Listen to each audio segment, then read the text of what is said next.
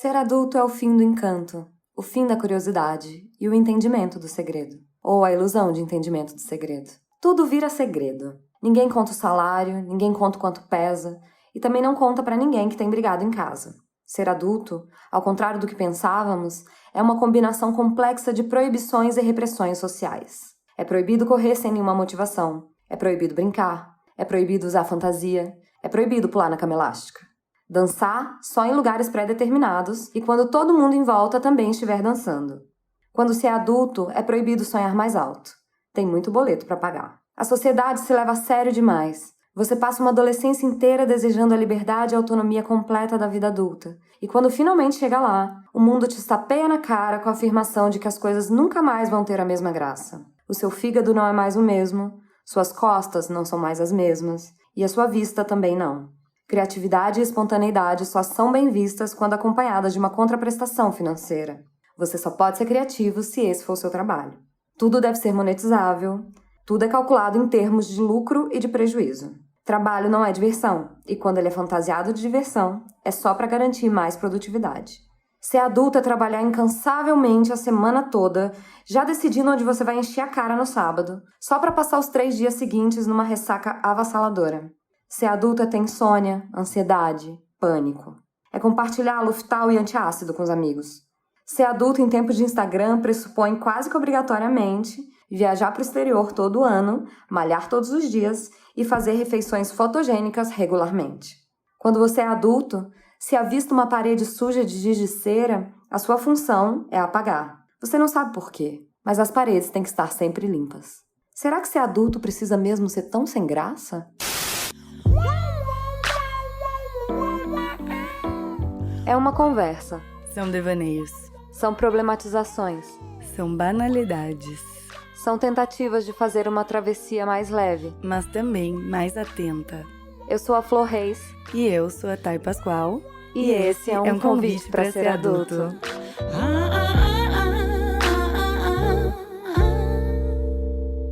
E aí, Flor, para começar, precisa mesmo ser tão sem graça? Então, a gente quer acreditar que não, né? Acho que a busca toda, a ideia desse programa, a ideia desse podcast é justamente pra gente elaborar em cima disso e pensar se a gente precisa mesmo usar as receitinhas de bolo que nos são impostas, assim? Precisa mesmo ter essa receitinha, assim? Então, eu acho que a gente escolheu esse tema, né? Um convite para ser adulto, porque a gente né? Nós somos adultos que vivemos uma vida de adulto, com todas as escolhas que a gente fez ao longo da vida. E agora a gente tá aqui, vivendo as consequências das nossas escolhas e vendo as pessoas à nossa volta que estão vivendo consequências muitas vezes parecidas e muitas vezes diferentes das nossas, né? Sim. É isso que a gente quer falar aqui. E vivendo num tempo em que escolher é tão difícil, né? É o paradoxo da escolha. Como renunciar, porque cada escolha implica em alguma renúncia, em tempos de iFood, de Tinder, de melhores destinos.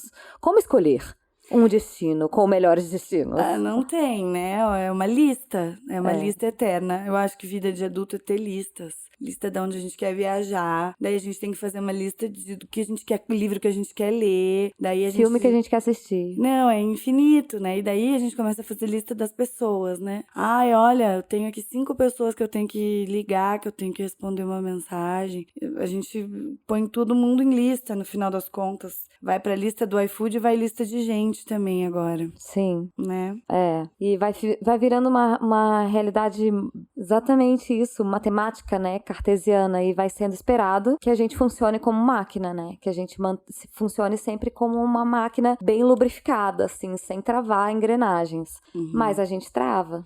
Sim, né? Partindo da perspectiva que ninguém é máquina, né? Pra começo de conversa. O que eu tenho visto é que as pessoas não se divertem, no final das contas, né? Na vida de adulto. Eu acho que a gente vive essa coisa da diversão, da falta de diversão, ao mesmo tempo em que vivemos uma cultura da positividade, assim, porque tudo é motivacional. O excesso de positividade e produtividade, né? As duas coisas sempre associadas, assim. Não pode estar mal, não pode estar em crise, não pode chorar.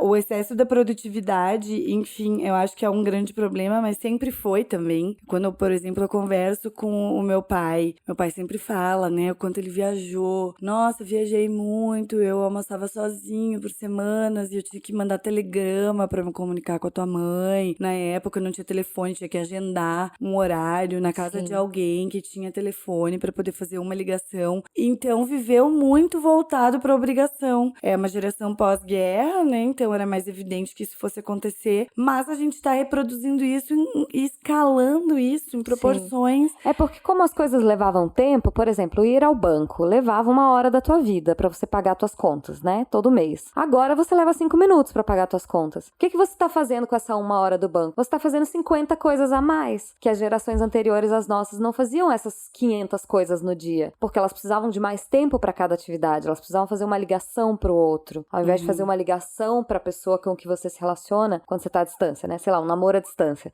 Os meus pais falavam por carta, eles só podiam trocar uma carta por semana, porque os meus avós regravam o número de cartas que eles podiam trocar por semana. A gente se fala por mensagem o dia todo. E como a gente faz 1 milhão de pequenas coisas, 1 milhão de pequenas mensagens no WhatsApp, 1 milhão de curtidas no Instagram por dia, a gente não vê esses milhares de pequenos atos, né? E aí a gente não tem atenção aprofundada. A nossa atenção é sempre fugaz, né? Passa muito rápido. A gente já se distrai daquilo ali. A gente viu aquele post, mas aquilo logo some, porque tem 50 outros posts, tem 50 outras notícias e artigos e textos no Medium. Sim, agora que eu tenho Instagram de negócios, que eu sigo muitos perfis de negócios, eu não seguia antes. Eu percebi o quanto isso me gera uma ansiedade imensa, porque é todo mundo dizendo o tempo todo que você consegue, que você vai chegar lá, que você vai ser rico, que você não é rico porque você não pensa positivo e que você precisa daquele lançamento novo e baixar o aplicativo e lançou mais um celular e o teu celular não bate foto tão boa quanto o celular que você precisa. E aí você vai criando essas necessidades incríveis durante a tua vida. Você cria uma necessidade de ser uma pessoa produtiva, de ser uma pessoa que cumpre uma agenda, de ser uma pessoa saudável, de estar feliz. Eu acho que é isso, né? Porque parecem coisas tão incongruentes assim. A gente vive justamente na idade do entretenimento, né? Tudo é entretenimento, tudo é vídeo. Tem um vídeo, tem uma música nova, os artistas lançam singles e clipes e tal. A gente vive numa cultura de entretenimento. E por que a gente tá falando em falta de diversão? Se ao mesmo tempo a gente tem tanta dificuldade com esse adultecer, né? Com essa coisa de deixar de se divertir como os adolescentes. A gente falou ali no texto até sobre o programar a semana inteira por um dia da semana, né? Que aí é o que a gente tá confundindo com diversão. Sim. Né? Não, eu me divirto sim, eu tenho vida social sim. Eu tô programada pra fazer aquela coisa. Eu acho que chega num momento em que o divertido se confunde muito com o instagramável, sabe? Assim, é divertido pra você tá aqui no seu sofá assistindo esse troço ou comendo uma coisa no teu sofá, mas não é instagramável, entendeu? Instagramável é se você tá no parque com o cachorro, ou se você tá na praia, ou se você tá comendo uma comida linda em determinado lugar e tomando uma taça de vinho branco. Eu acho que a gente fica muito preso também por assistir a vida dos outros, né? Via stories. Você tá assistindo a vida do outro e você tá criando uma imagem ali, um filminho do que é se divertir, do que é ter uma vida interessante, com base na vida do outro, sem perceber. Você falou do cachorro correndo e eu fico pensando, nossa, é instagramável minha cachorra correndo no parque se eu tiver alguém pra fotografar enquanto ela tá tentando fugir. Prestando atenção, ao invés de cuidar dos outros cachorros que estão comendo a nossa comida, entendeu? Aí a gente coloca uma comida, uma água pra cachorra no pote, a gente tem 10 ml de água, coitada da cachorra tá com sede, vem outro cachorro, bebe a água dela, aí ela sai correndo, foge, você sai correndo, isso nada tá no Instagram, né? A nossa vida é imperfeita até no nosso momento de lazer, no nosso momento de diversão. Eu levo a vida no carro pro parque, eu vou falando pra ela, eu tô arrependida de sair com você, porque você me estressa, só que depois a gente se diverte também. Sim. Acho que a gente não tá conseguindo lidar com a frustração da nossa imperfeição nessa vida, nessa pós-modernidade do momento. A gente tá frustrado, né, o tempo todo, porque a informação que a gente recebe de que tudo é lindo, de que as crianças, né, os filhos dos nossos amigos são ótimos, super bonzinhos, dormem a noite inteira, que as crianças são comportadas, que os cachorros são ótimos, que todo mundo tá com a conta paga e tá escutando uma música ainda incrível que eu nunca escutei. Aquela pessoa tem uma cultura musical que eu nunca vou ter. Esse repertório musical dessa pessoa, meu Deus, além dela ser perfeita, ela tem um repertório musical incrível. E assim, o quanto a gente vende essa imagem também. Eu sei que eu, por exemplo, Não é que eu vendo essa imagem. Propositalmente, mas né? eu não posto meus Mas a gente- perrengues, assim, né, no final das contas. E na hora que No você tá fim do passando dia, um você perrengue, postou o que era bonito no teu dia, né? Claro. Mas o teu dia não foi perfeito. Você fotografou os momentos com uma boa luz e um bom Sim. filtro.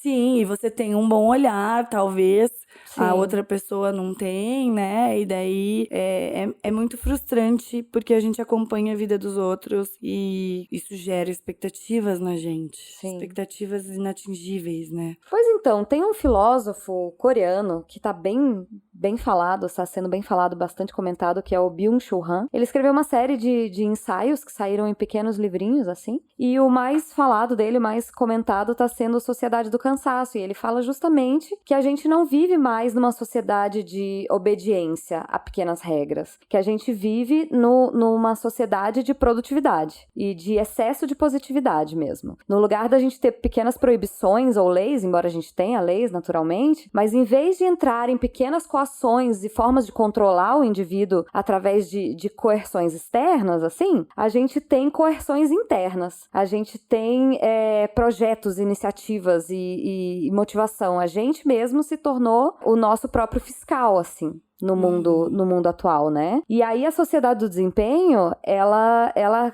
produz indivíduos depressivos e fracassados, porque a gente sempre acha que a gente não tá desempenhando tão bem quanto a gente deveria estar desempenhando, e quanto a gente vê as pessoas em volta desempenharem, porque a gente só tá vendo a versão bem filtrada e iluminada da vida do outro, né? Sim, e eu tenho esse livro, eu ainda não li, mas a exaustão, né, e a sensação de fracasso vende, porque a gente tá comprando aí quanto livro, quanto tratamento que a gente tá fazendo, quanto remédio que a gente toma. A sensação de fracasso é uma forma muito eficiente de escravizar a gente, de prender a gente num sistema que vende, Sim. né? E a autoajuda, que eu não tenho nada... E que cria obsessões, né? Que cria compulsões, Exatamente. assim. Compulsões por comida, Isso. compulsão por comprar, por remédio, enfim. Nessa sociedade do desempenho, a depressão do indivíduo, ela surge de um cansaço de ser ele mesmo, assim. A gente fica... Tem uma hora que a gente tá exausto de ser a gente mesmo, assim. Que a gente não dá conta de lidar... E daí, enfim, eu falo de mim mesmo, assim. Tem uma hora que a gente tá exausto de lidar com as nossas próprias limitações, porque a gente sempre acha que a gente tinha que estar performando melhor. E não só em termos de trabalho, em termos emocionais, assim. Eu tinha que ser mais madura. Eu tinha que estar lidando com isso de uma forma melhor. Eu tinha que estar sofrendo menos. Isso chorando sempre, menos, né? entendeu? É sempre. Sempre. Eu tinha pensado muito sobre isso quando a gente decidiu, né, nomear o podcast, começar com esse episódio. Que pra mim, a única solução da gente tolerar tudo isso, conseguir suportar isso, é através do autoconhecimento. Mas o autoconhecimento tá sendo vendido hoje de uma forma muito maluca, assim. Como produto, Como né? um produto. E não como travessia. Exatamente. Então, assim, o que é o autoconhecimento, né? Eu não sei aconselhar exatamente qual é o caminho de cada pessoa. Cada pessoa tem que descobrir sozinha qual que é o teu caminho. E é tentativa e erro. Tentativa é tentar e erro. e tomar a portada na cara, sabe? Eu acho que passa por terapia, e daí eu já aconselhei muitas pessoas a fazer terapia, as pessoas são resistentes. Eu falo assim, gente, acha a terapia que você gosta, sabe? Vai na terapia que funciona pra você. Não tem uma receita de bolo. Mas olhar pra si, né? Olhar para si. Várias terapias, enfim. O mercado de autoajuda é uma coisa perigosa, porque as pessoas vão criando diversos gurus e pessoas pra idolatrar, e ninguém é dono de uma verdade só, mas a autoajuda, gente, é só rotulada de um jeito que faz com que a gente olhe com olhos tortos, mas é cheio de coisas incríveis ali que você pode buscar, fontes que você pode beber. Escuta o que as pessoas te falam, né? Uma pessoa que é teu amigo, que você admira, fala, eu li um livro X e, cara, esse livro me fez pensar diferente. E se for um livro de autoajuda, vai ler, qual é o problema? Se você não gostar, você não usa pra você. E dialoga, né? Estabelece diálogo, assim. Outro dia eu tava no meu certeza. apartamento pensando, assim, que esse jeito que a gente, enquanto sociedade mesmo, esse jeito que a gente escolheu de morar é muito esquisito, né? A gente estabelece essas torres com quadrados, 11 pra cima do meu apartamento, 9 andares de quadrados iguais aos meus, iguais ao meu, que cada um decora do jeito que quiser, mas assim, a mesma disposição posição e mesmo espaço, e você não conhece essas pessoas, você não conhece as pessoas dos quadrados acima do seu e dos quadrados abaixo do teu.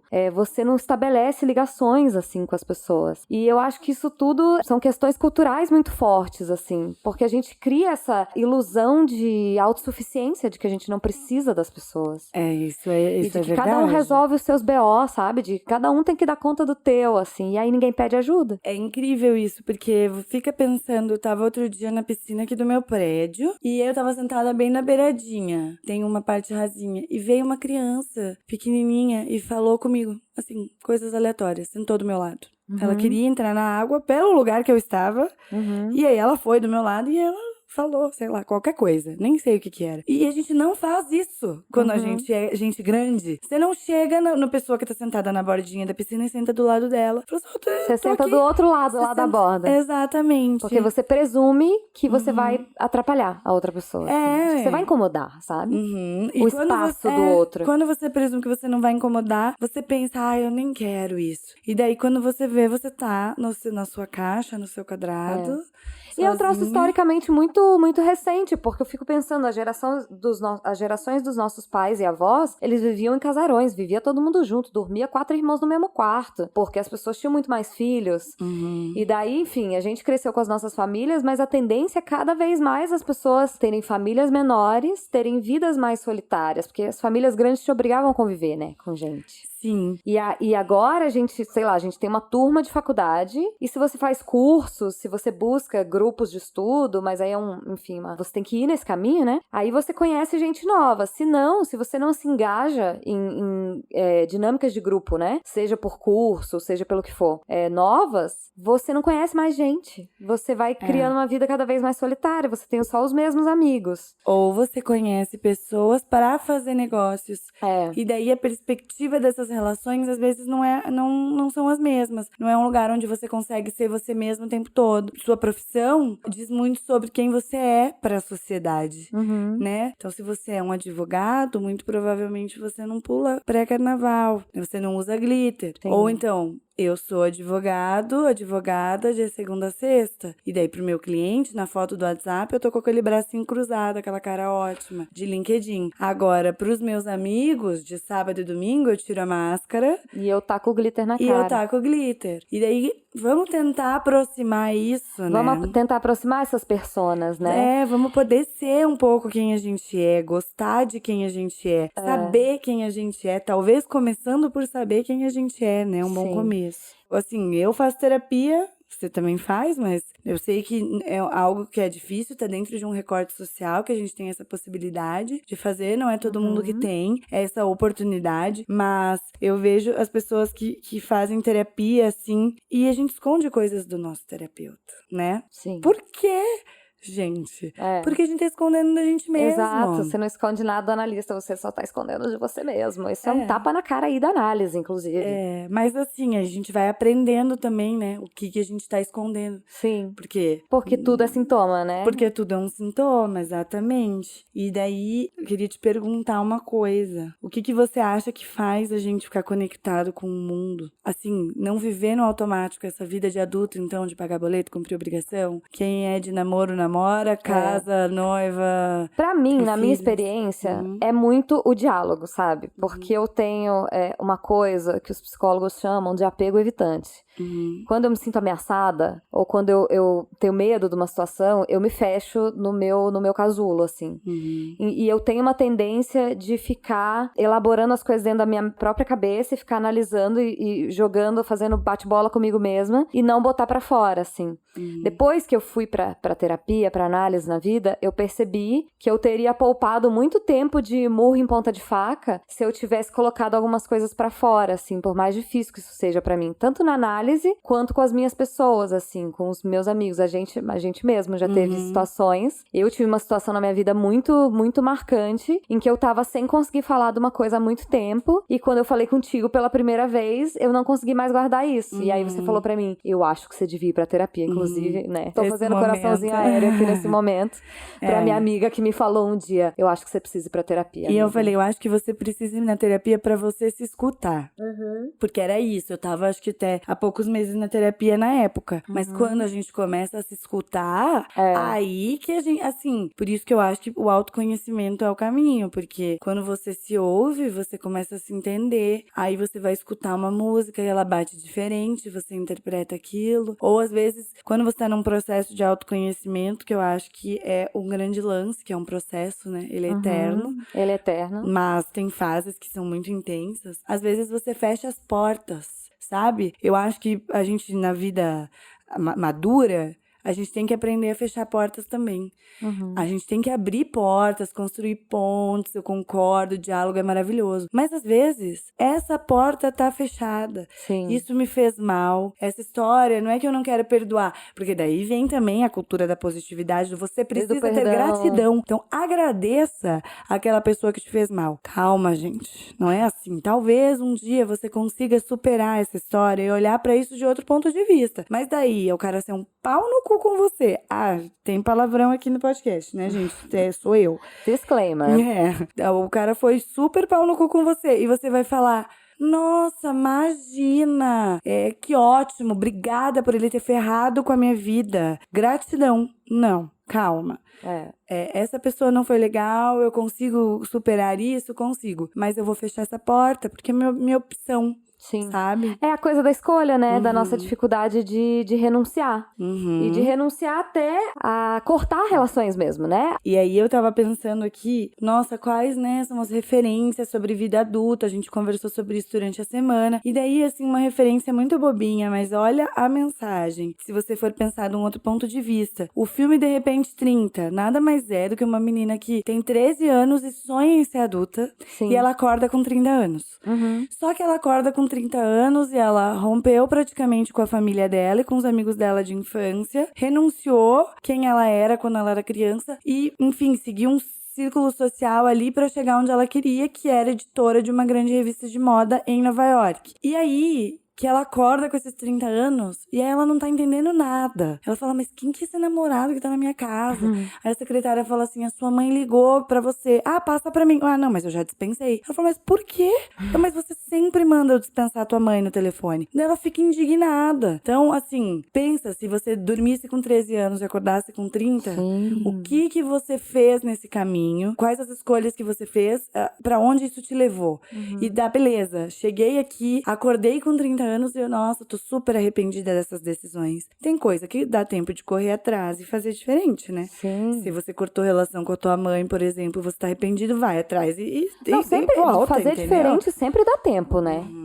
Todo dia a dia, assim, pra aprender coisas novas e pra mudar de ideia mesmo, assim. E eu acho que se você for no piloto automático, e é essa coisa, né, da sociedade do cansaço, da produtividade e tal, você se joga nas coisas com uma crença de que você tá sendo totalmente livre, sabe? Você se autoexplora numa ilusão de que você tá totalmente livre, de que é você que tá escolhendo. Mas se você não estiver muito atento, você não escolhe. Você tá sendo levado, né? Eu acho que a maior parte do tempo a gente vai sendo levado. É o famoso, né? A gente nem precisa ficar reproduzindo aqui, mas quando você vai ter um namorado, depois quando você vai ficar noivo, depois quando vai casar, e daí quando vai ter filhos, e o segundo, e quando você vai ter um emprego melhor, e assim vai, e as pessoas vão sucumbindo a essas cobranças, né? Hoje em dia, agora a moda é um investimento.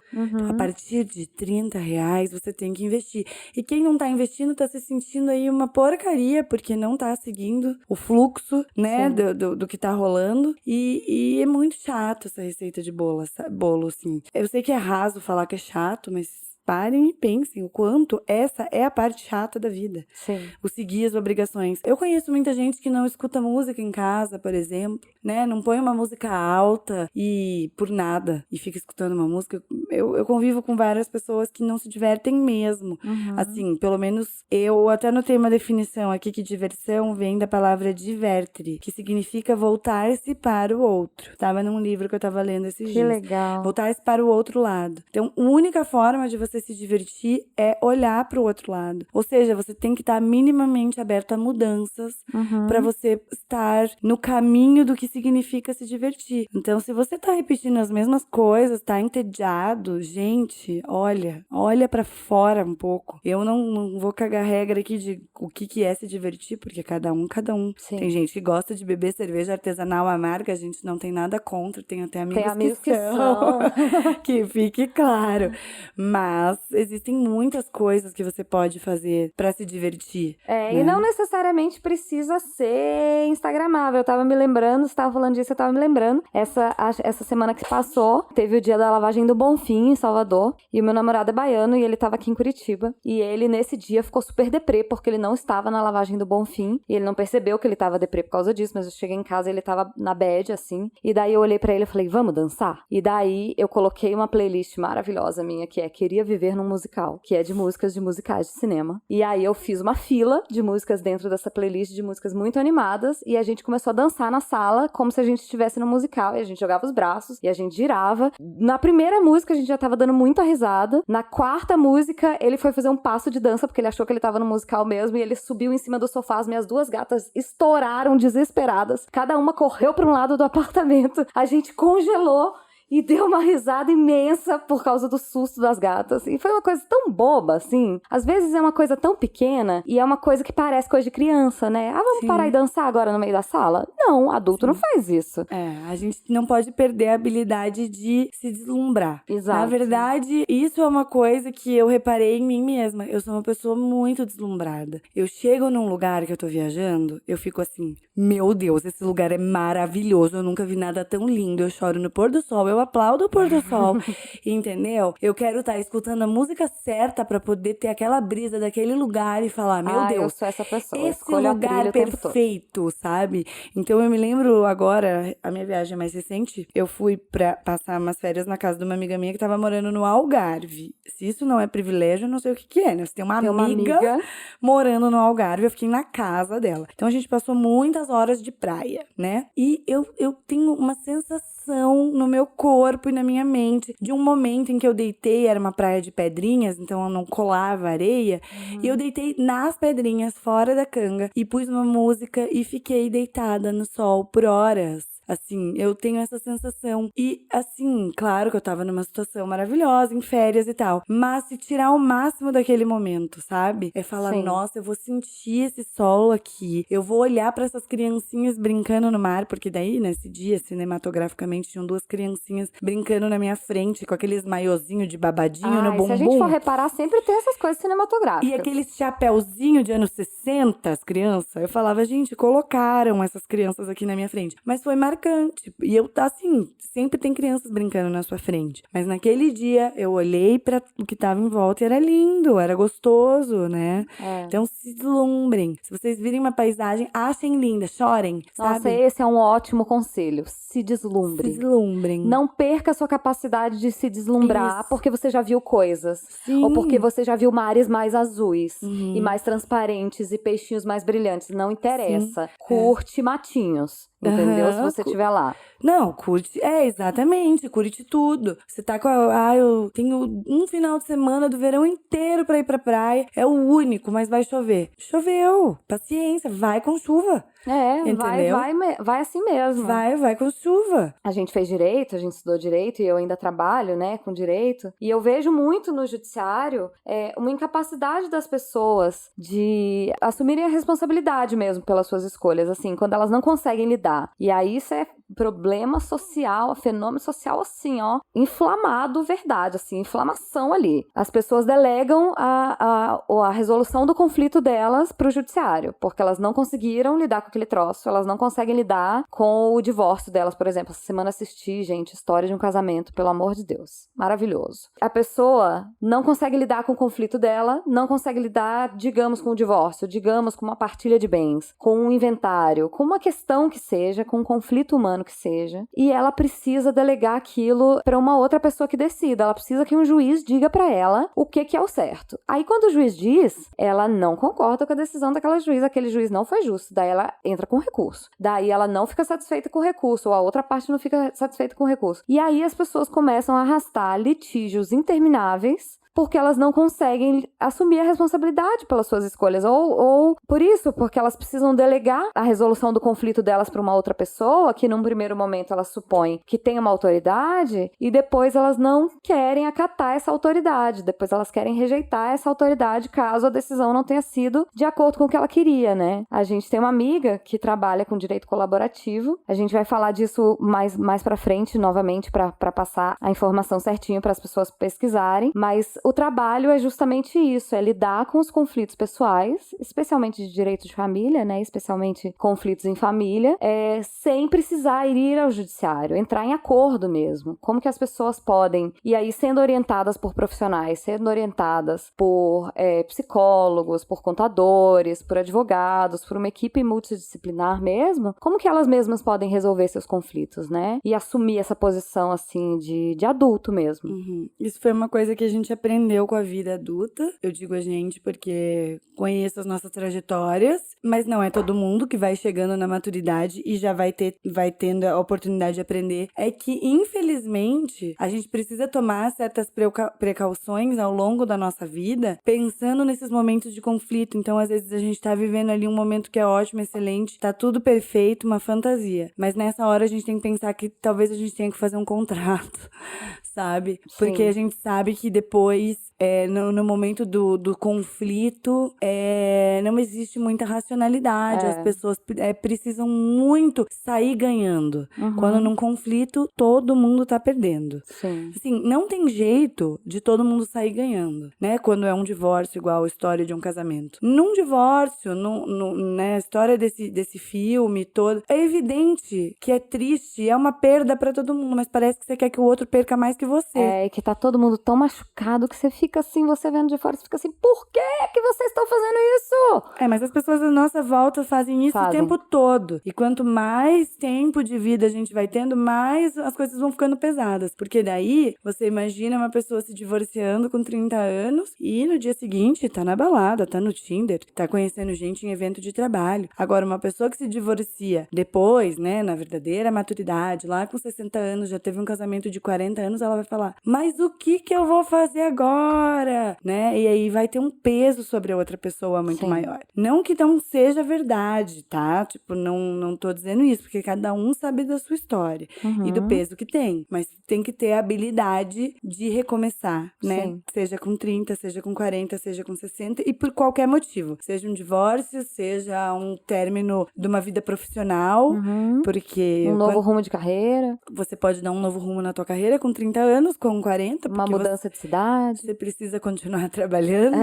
Mas, às vezes, sei lá, quanta gente eu já vi sendo aposentada compulsoriamente. Do tipo, chega, a sociedade não quer mais você no mercado de trabalho, vai se aposentar. E aí a pessoa fica assim, o que eu faço agora da minha vida? Né? Tanta coisa pra fazer, gente. Tem tanta coisa pra fazer. Mas então me diz, Thay, qual que seria um conselho teu pra vida adulta? Então, assim, gente, são muitos conselhos que eu gostaria de dar, mas eu pensei aqui em dizer que eu acho que a gente não pode ter medo de ser completo. Sabe? A gente fica muito tempo pensando na nossa carreira. A gente começa a ser imposto isso desde a adolescência, né? O que você vai fazer na faculdade. E aí a gente se preocupa demais em ser um grande profissional, em ter sucesso, em ter dinheiro, em estar estável sempre num trabalho. Então não vamos ter medo de ser completo, vamos ter uma vida social, uma vida emocional, amorosa, ter amigos, ter relacionamento com a família, né? Se não for bom, trabalhar nisso, se dedicar para ter um relacionamento melhor ou não. Né, também é opção de cada um, mas assim, ter consciência das coisas. Então, meu conselho para a vida adulta é permitir-se ser um ser completo, um ser cultural, um ser animal, um ser amoroso, não só um ser profissional que precisa pagar conta. E aí, a gente sabe que pagar conta é muito importante. E daí já queria deixar meio como conselho mesmo,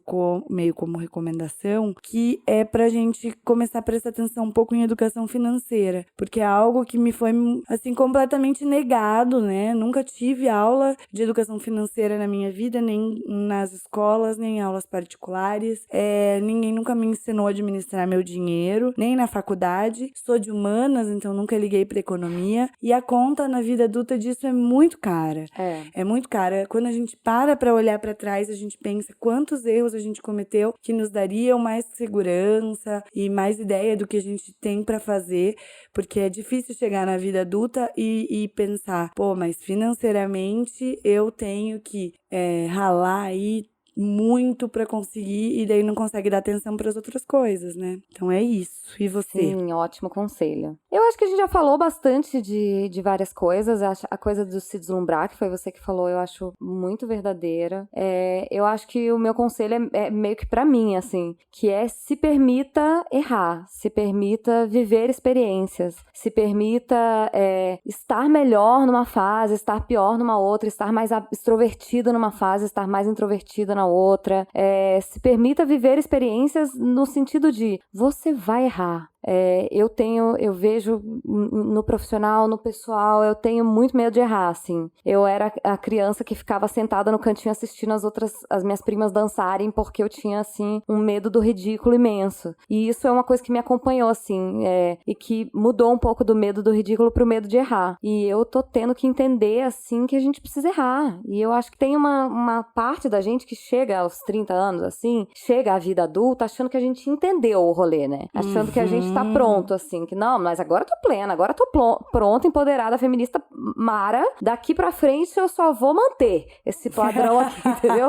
Só tem que manter, porque eu tô plena. E aí você começa, de repente, a tomar tapa na cara e ser obrigado a marretar aquelas certezas que você construiu e que você já achou que você tava madura, entendeu? Porque não existe isso, né? A minha terapeuta me fala assim, olha, se você achar uma pessoa que fala assim, olha, individuei, tô completamente individuada, agora tá mentindo, entendeu? Porque não existe. Viver é se misturar e é bagunçar, entendeu? A vida é uma bagunça. Deixa eu bagunçar você, né? Já diria Lineker. Maravilhoso. E eu acho que é por aí, assim, deixa a vida te bagunçar um pouco, assim. Ai, lindo. E as recomendações, então, vamos lá. O que você trouxe? Ah, verdade, né? Bom, tem o livro que a gente já comentou, que é o Sociedade do Cansaço.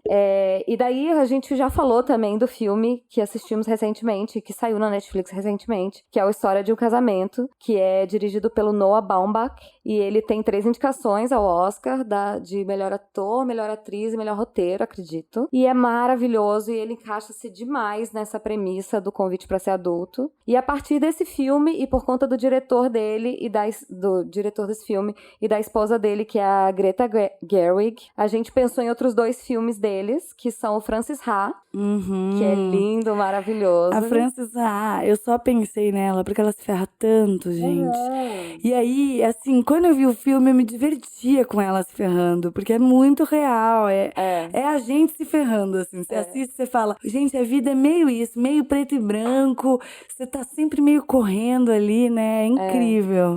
E o Frances Ha a Frances Ha é a Greta, a personagem, a atriz que faz a personagem, e o filme é dirigido pelo Noah, que é o marido dela, e tem o Lady Bird, que é como se temporalmente ele se passasse antes, assim, é um romance de formação, né? É sobre uma menina mais jovem, assim. É o convite pra ser pré-adulto, assim, eu acho. Se existe pré-adolescente, eu acho que devia existir pré-adulto também. Com certeza. Tá aí, né? É essa fase, né, que ela tá nessa transição, Lady Bird. É um filme dirigido pela Greta, que é maravilhoso. Então, assim, essa tríade, galera, se joga, vai lá, que é maravilhoso, entendeu? Vale a pena. Vale a pena. Eu me lembrei, quando a gente tava falando desse tema, eu me lembrei de uma crônica do Antônio Prata, de 2015, que se chama The Day After, que vocês acham lá na internet. Eu joguei no Google essa semana pra ver se achava. E que é basicamente o último habitante da Terra conversando com um alienígena. E ele tá contando por que a Terra acabou. E aí ele fala, não, porque queimou tudo, né? Pegou fogo. Ele fala, mas por quê? Guerra? O que aconteceu? Não, a gente queimou petróleo demais mesmo. E aí a gente cagou com o planeta. Mas por que vocês queimaram petróleo demais? Não, porque a gente gostava de ficar transitando de um lado pro outro com umas caixas de metal. E cada um queria comprar uma caixa de metal melhor do que a outra. E aí é uma crônica divertidíssima, assim, sobre, eu acredito que essa nossa cultura do automático, assim. Essa coisa do viver viver a vida no piloto automático.